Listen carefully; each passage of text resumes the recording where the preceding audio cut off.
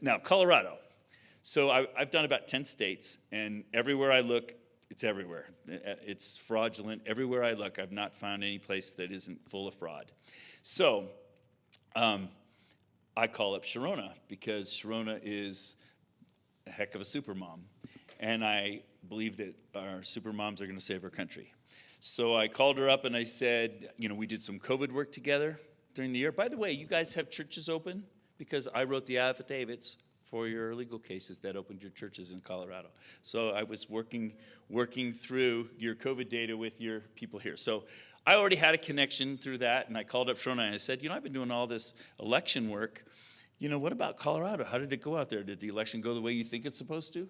And she said, no, not at all.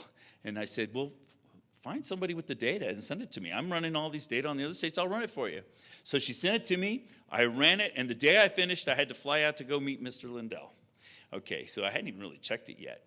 So what was supposed to happen is I was supposed to meet with him for about an hour and teach him, and then another hour we were going to film for his next documentary. And then he was late, waiting over an hour. Finally just comes in, sits next to me. He says, I'm sorry, Doug. He says, and I was like, well, what do you want me to do? And he says, I don't know, just start. He hadn't seen anything. He didn't know. He just knew that I had some stuff. So I just started talking to him, and this is what I showed him, this primer, which is something I was preparing for my super moms in my state, who I've been working on for about 2 months. I've got about 250 of these gals that are already pounding the pavement, and they're going to save our country.